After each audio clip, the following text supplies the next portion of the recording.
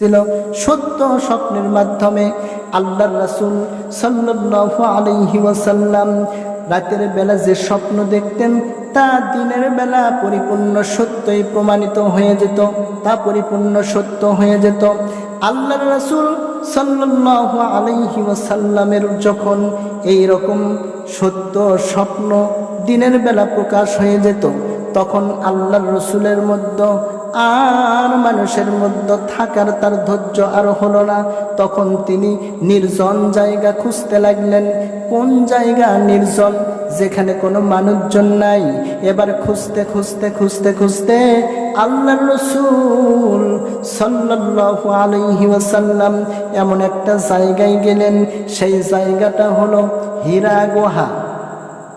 এই হীরা গুহায় আল্লাহর রাসূল সাল্লাল্লাহু আলাইহি ওয়াসাল্লাম তিনি ধ্যানমগ্ন থাকেন আর আল্লাহর জিকির করেন, আল্লাহকে স্মরণ করেন। এমন তো অবস্থায় যখন তিনার খাদ্য পানি যখন শেষ হয়ে যায়, হীরা গুহায় থেকে বাড়িতে আসে। আসার পর মা খাদিজা রাদিয়াল্লাহু তাআলা আনহার কাছ থেকে খাবার পানি নিয়ে যায়। আবার তিনি ধ্যানমগ্ন থাকেন। এইভাবে ধ্যানমগ্ন থাকতে থাকতে থাকতে থাকতে আল্লাহর রাসূলের যখন আর কোনো খবর পাওয়া যেত না, তখন হযরত আয়েশা সিদ্দিকা রাদিয়াল্লাহু তাআলা আনহা বলেন, মা খাদিজা রাদিয়াল্লাহু তাআলা আনহা তিনি নিজেই ওই হীরা গুহায় খাদ্য নিয়ে যেতেন, পানি নিয়ে যেতেন। এত কষ্ট করে আল্লাহর রাসূলের কাছে যেতেন। যাওয়ার পর সম্মানিত ভাইরা ওই খাদ্য পানি দিয়ে আসতেন। এইভাবে ধ্যানমগ্ন থাকতে থাকতে থাকতে থাকতে একদিন ওই আসমান থেকে আল্লাহর ফেরেশতা এসে হাজির হয়ে গেল। আল্লাহর ফেরেশতা আল্লাহর নবীর সামনে দাঁড়াইয়া গেল। দাঁড়ানোর পর আল্লাহর রাসূল সাল্লাল্লাহু আলাইহি ওয়াসাল্লামকে বলতেছেন, ইকরা, পড়ো। এবার আল্লাহর নবী বলতেছেন, আমি তো পড়তে জানি না। সঙ্গে সঙ্গে আবার ফেরেশতা জিবরাইল আলাইহিস সালাতু ওয়াস সালাম বললেন, তুমি পড়ো। এবার আল্লাহর নবী বললেন, আমি তো পড়তে জানি না। আবার আল্লাহর রাসূল সাল্লাল্লাহু আলাইহি ওয়াসাল্লাম বললেন, যখন আমি প্রথমবার আমি যখন বললাম আমি পড়তে জানি না, তখন জিবরাইল ফেরেশতা আমাকে বুকের মধ্যে নিয়ে এমন একটা চাপ দিল। চাপ দেওয়ার কারণে মনে হয় আমার হাড় হাড্ডি ভেঙে চুরমার হয়ে গেল। আমি খুবই কষ্ট পেলাম। আবার আমাকে বলা হলো পড়ো। তখন আমি বললাম আমি পড়তে জানি না। তখন ওই ফেরেশতা আমাকে বুকের মধ্যে নিয়ে এমন একটা চাপ দিল, এই চাপের কারণে মনে হয় আমার হাড় হাড্ডিগুলো ভেঙে চুরমার হয়ে গেল। এবার তৃতীয়বার আমাকে যখন চাপ দেওয়া হলো, যখন আমাকে বলা হলো পড়ুন আপনার রবের নামে, যিনি আপনাকে সৃষ্টি করেছেন জমাট রক্তপিণ্ড থেকে। ইকরা বিসমি রব্বিকাল্লাযী খলাক, খলাকাল ইনসানা মিন আলাক, ইকরা রাব্বুকাল আকরাম। যখন এটা নাজিল হয়ে গেল, আল্লাহর রাসূল এই কোরআনুল কারীমের আয়াত নিয়ে যখন আল্লাহর রাসূল বাড়িতে আসলেন, আসার পর হযরত খাদিজা রাদিয়াল্লাহু তাআলা আনহাকে বলতেছেন, জাম্মিলুনি জাম্মিলুনি, আমাকে চাদর দিয়ে ঢেকে দাও, আমাকে চাদর দিয়ে ঢেকে দাও। হযরত খাদিজা রাদিয়াল্লাহু তাআলা আনহা তাকে চাদর দিয়ে ঢেকে দিলেন।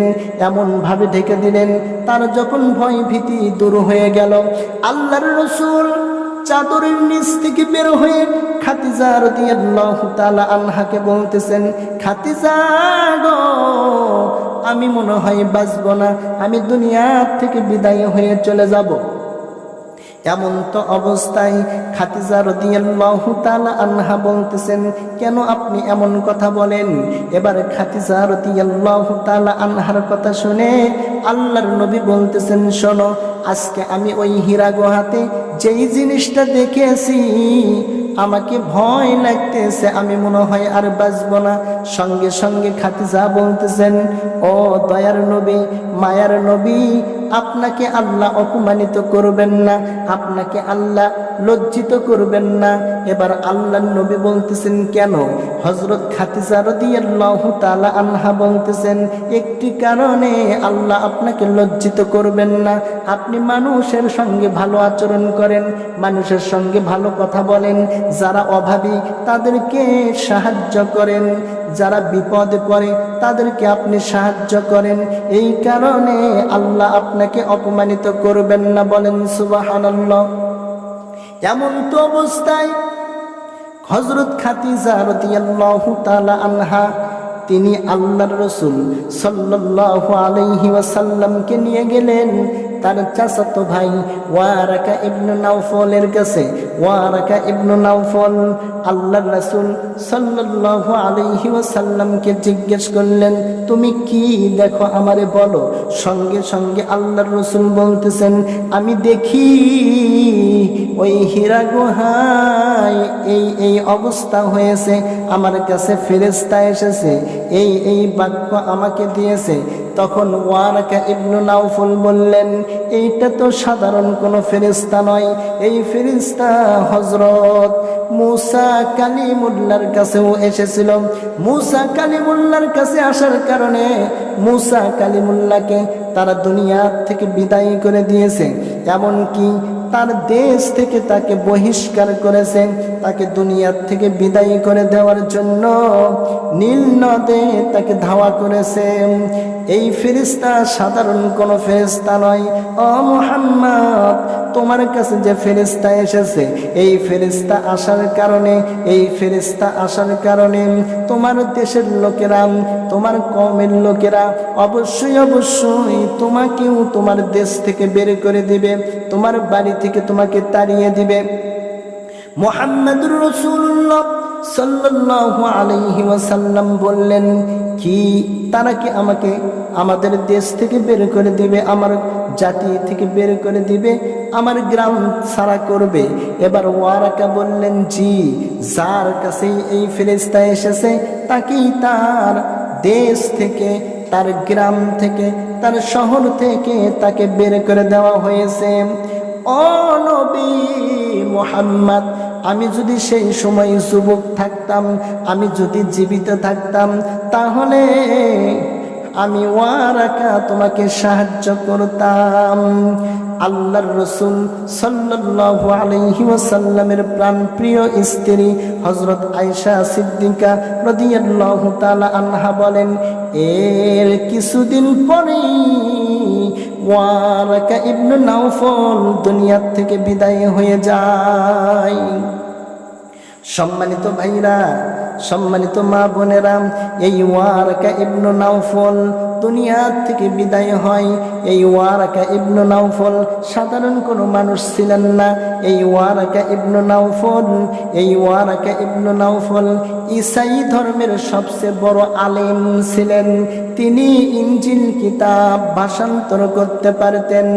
আল্লাহ গো, তুমি ওয়ারাকা ইবনে নাওফলকে তুমি কবুল আর মঞ্জুর করিয়া নাও। আয়েশা সিদ্দিকা রাদিয়াল্লাহু তাআলা আনহা বলেন, আল্লাহর নবীর কাছে সর্বপ্রথম যেভাবে ওহী শুরু হয়েছিল তা ছিল স্বপ্নের মাধ্যমে।